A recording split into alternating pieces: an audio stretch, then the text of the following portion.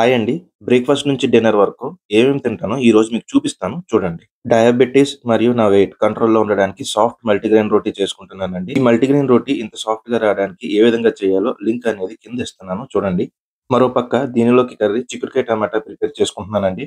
దీనితో non vegetarian తినాలనిపించిందండి. అందుకని 3 గుడ్లతో egg fry చేసుకుంటున్నానండి. ఇవయ్యేలోపు మరోవైపు బ్రేక్‌ఫాస్ట్ కోసం మా వైఫ్ జొన్న ఇడ్లీలు రెడీ చేస్తుందండి.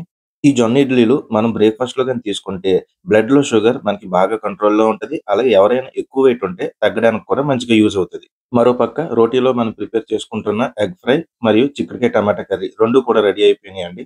ఇప్పుడు బ్రేక్‌ఫాస్ట్‌లోకి జొన్న ఇడ్లీలు కూడా రెడీ అయిపోయినాయండి.